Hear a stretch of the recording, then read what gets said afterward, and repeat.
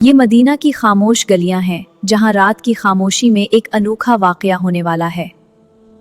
اندھیروں سے ہم اٹھتے ہیں، دھاوے اور آگ کی بیر ہم سب کچھ تباہ کر دین گئے۔ ہم بھی اس بات کو مانتے ہیں کہ اسلام ہی سچا مذہب ہے۔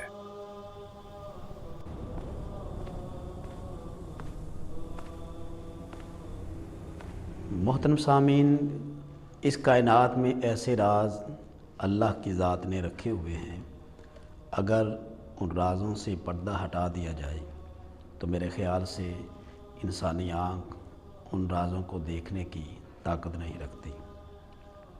ایک ایسی مخلوق انسانوں کے علاوہ اس کائنات میں موجود ہے کہ اگر اس مخلوق کا سایہ بھی انسان کو دکھا دیا جائے تو شاید انسان دیکھ کر ہی اللہ کے رازوں سے انکار کبھی نہیں کر سکتا۔ یہ وہ مخلوق ہے جس کو جنات کہا جاتا ہے۔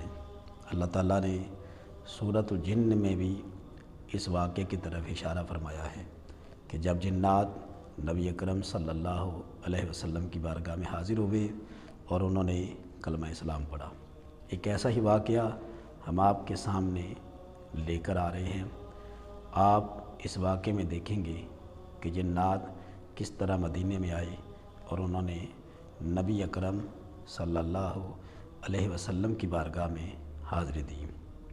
آئیے سب سے پہلے واقعہ دیکھتے ہیں، اس کے بعد ہم آپ سے اختتامی کلام اور گفتگو فرمائیں گے۔ اندھیری رات، مدینہ کی خاموش گلیاں، ہلکی ہوا چل رہی ہے، درختوں کے پتے سرسرا رہے ہیں۔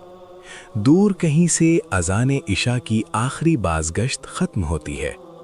کیمرہ آہستہ آہستہ ایک سنسان راستے پر بڑھتا ہے۔ زمین کے قریب دھوئیں جیسی کوئی شے ہلتی ہوئی محسوس ہوتی ہے۔ اچانک مکمل سناٹا۔ کچھ لوگوں نے کہا کہ انہوں نے سائے کو حرکت کرتے دیکھا۔ ہم نے کسی کو دیکھا، ایسا لگا کوئی گزر گیا ہے۔ ہم نے ایک ایسی مخلوق دیکھی جو انسان جیسی تھی مگر انسان نہیں تھی۔ انسان نہیں تھی۔ یہ خبریں آہستہ آہستہ پھیلنے لگیں۔ مائیں بچوں کو سینے سے لگا کر دعائیں کرنے لگیں۔ اسی رات مدینہ کے ایک کنارے پر ایک سنسان مقام سے ایک جن ظاہر ہوا۔ اس کی جسامت غیر معمولی تھی، آنکھیں انگاروں کی طرح سرخ، آواز بھاری اور لرزہ دینے والی۔ وہ کبھی دیواروں کے پیچھے سے ظاہر ہوتا، کبھی کھجور کے درختوں کے سائے میں۔ اس کی موجودگی سے جانور بدکنے لگے، چراغوں کی لو کانپنے لگی۔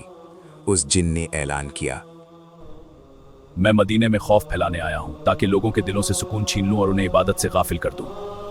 یہ خبر امیر المومنین حضرت علی بن ابی طالب تک پہنچی تو آپ نے فوراً معاملے کی نوعیت کو سمجھ لیا۔ آپ نے فرمایا، اے اللہ، اپنے بندوں پر رحم فرما، انہیں ہدایت دے اور ان کے دلوں کو نور سے بھر دے۔ آپ نے وضو کیا، 2 رکعت نفل ادا کیے اور اللہ پر کامل بھروسہ کرتے ہوئے اس مقام کی طرف روانہ ہو گئے۔ رات مزید گہری ہو چکی تھی، چاند بادلوں کے پیچھے چھپتا اور نکلتا تھا۔ اچانک وہ جن حضرت علی کے سامنے آ کھڑا ہوا، غرور سے بولا، میں انسانوں سے زیادہ طاقتور ہوں، کوئی مجھے روک نہیں سکتا۔ اس کی آواز مدینہ کی دیواروں سے ٹکرا کر گونجنے لگی۔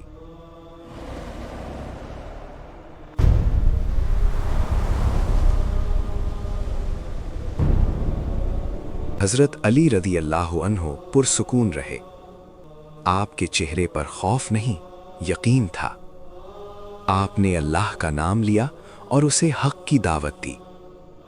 میں تمہیں اللہ کے حق کی دعوت دیتا ہوں، باطل چھوڑ دو اور اللہ کے حکم کے آگے جن جھک نے جاؤ۔ حق بات ماننے کے بجائے سرکشی اختیار کی۔ اس نے دھمکی دی،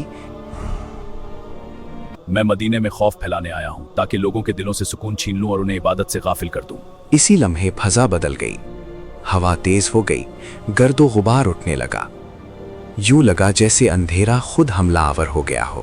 حضرت علی نے بلند آواز میں اللہ کا نام لیا۔ روایت کے مطابق اللہ کا نام لیتے ہی جن کی طاقت کمزور ہونے لگی۔ آپ نے اللہ کے حکم سے اسے قابو کیا اور باندھ دیا۔ وہ جن جو خود کو ناقابل شکست سمجھ رہا تھا اب بے بس ہو چکا تھا۔ जिन ने अपने गुरूर का एतराफ किया। मुझसे गलती हो गई, मैं अपने गुरूर को मानता हूँ। इंसानों में भी ऐसे बंदे होते हैं जिनके सामने जिन्नात भी आजिज हो जाते हैं। उसने वादा किया कि वो दोबारा मदीना में फसाद फैलाने नहीं आएगा। हजरत अली ने नसीहत के बाद उसे छोड़ दिया। फरमाया कि अगर उसने दोबारा फसाद की कोशिश की तो अल्लाह का अजाब उस पर नाजिल होगा। जिन गायब हो गया और मदीना की फिजा दोबारा पुरसुकून हो गई। मनकूल रिवायात के मुताबिक वही जिन बाद में रसूलुल्लाह सल्लल्लाहु अलैहि वसल्लम की खिदमत में हाजिर हुआ।